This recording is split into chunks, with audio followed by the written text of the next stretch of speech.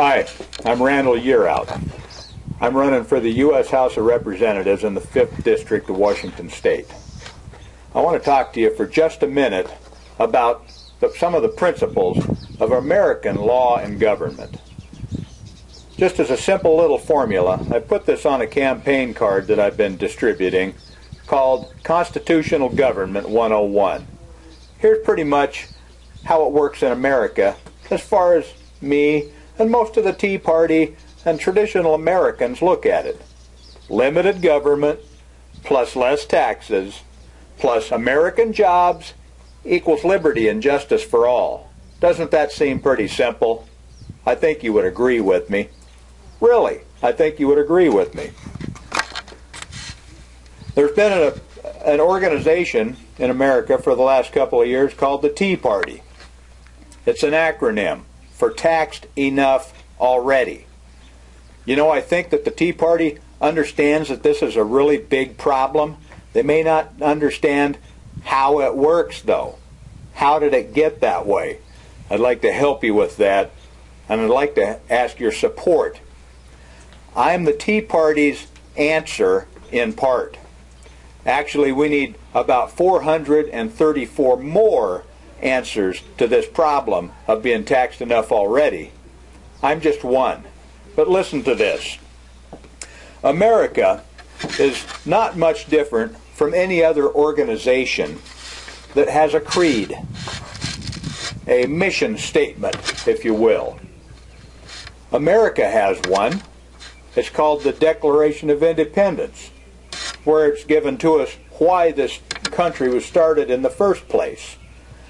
Something I want to remind you of, though, as with any other organization, just because somebody is standing in your building, whether it's a church, the Boy Scouts, or the U.S. Capitol, it doesn't mean, just because you're standing there sucking air, that you're part of them.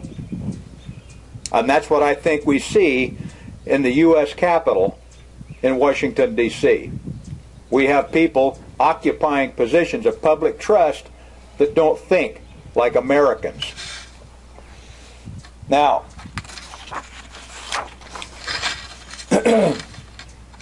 our Constitution, after the Declaration of Independence, is the vehicle by which our government was organized, the bylaws, if you will, that outlines in what areas the federal government may operate and how much they can operate. And if our government doesn't stay within those bounds that is to secure for Americans their rights to life, liberty, and property, then those rights are not secure. There's an oath of office that I'd like to recite for you. Probably not many of you have heard this, but I want you to listen. I do solemnly swear that I will support and defend the Constitution of the United States against all enemies, foreign and domestic. That I will bear true faith and allegiance to the same. That I take this obligation freely, without any mental reservation or purpose of evasion. And that I will well and faithfully discharge the duties of the office on which I'm about to enter. So help me God. Now, honestly, I need to ask you, do you think that our U.S. Congress might be violating their oath of office? Or do you think they're maybe just ignoring their oath of office? It's just semantics. It doesn't really matter which one it is, does it? I'm going to show you, just using our own congressman's record here in the 5th District of Washington, what I mean. And twice in the last year, Cathy McMorris has voted for bills and measures that ignore the constitutional restriction on sending troops into battlefields in foreign countries without a congressional declaration of war. That's been abrogated to the United Nations now. We seek their approval rather than a declaration from our own elected officials. That's a breach of our oath. That's a breach of her oath. It places our men and women in uniform in peril, in harm's way, without our own representatives having sent them there. That is not securing their lives for them. Life, liberty, property. You see where I'm going with this? It places our men and women, our sovereignty in question. Who is the sovereign? The United Nations wasn't elected by anybody in the several states. They have no business approving anything for the United States military. In the last year, our representative here has voted for an increase in the national debt limit by almost $1 trillion. That's going to have to be paid back with interest. It's going to be more than $1 trillion by the time it's paid back. Does that make you feel like your property has been secured? Probably not. It doesn't make me feel like mine has. As a matter of fact, I think it's unethical, at the least, criminal, maybe, to burden future generations with debt that we've incurred for ourselves. It's wrong, and it needs to stop. Foreign trade agreements is another area where our Congress has more or less rolled over to the UN. Foreign trade agreements surrender national sovereignty on a couple of fronts, but one of them places us at one level. It places the United States under the jurisdiction of world courts, under the World Trade Organization. That does not make me feel good about national sovereignty. I don't think it does you either. The police state has been expanded in the last 8 years to the point where we're surveilled, we're regulated, we've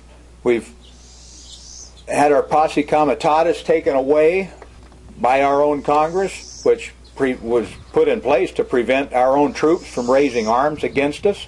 Now with some of the most recent legislation, we've virtually lost habeas corpus. And these are violations of the 4th, the 5th, the 9th, and the 10th Amendments. How long can we go on with this, with votes that only sometimes are constitutional? I'm part of your solution. The Tea Party needs a solution. America needs a solution. For 150 years, the federal government has operated on the understanding and is vested with certain powers to provide for the general welfare of these United States. And that the meaning of general welfare is carefully defined in the Constitution.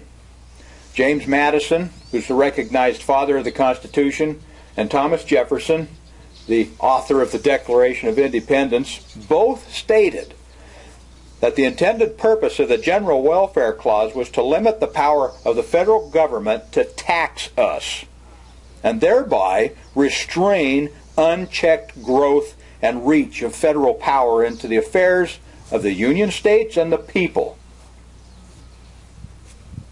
I don't think that that's being followed very well today. I'm going to read you just an excerpt from James Madison's statement to the first U.S. Congress regarding this very issue of the general welfare. If Congress can apply money indefinitely to the general welfare and are the sole and supreme judges of the general welfare, everything from the highest object of state legislation down to the most minute object of policy would be thrown under the power of Congress. Now, the Constitution doesn't throw all of that stuff under the power of Congress. They've done that all by themselves by violating their oaths and exercising federal power in places where it has not been granted them. We're taxed enough already. You're right. I'm part of your solution. I'm part of 434 other congressmen who are part of your solution. But we've got to start somewhere. Let's start it right here. We're not going to restore American sovereignty and prosperity and individual liberty by continuing to return the same people to office who have engineered American bankruptcy and decline. And that is where we are headed. You know it in your heart. The way our federal government is operating today, the entire nation either succeeds or fails based on the policies of 535 congressmen and senators in Washington, D.C. And from what we can see from the history that those guys have given us recently, I don't think these guys can pour sand out of their boots if the directions were written on the heel. I'm Randall Yearout. I'm running for the U.S. House of Representatives in the 5th District of Washington State. I'd appreciate your vote. Thank you.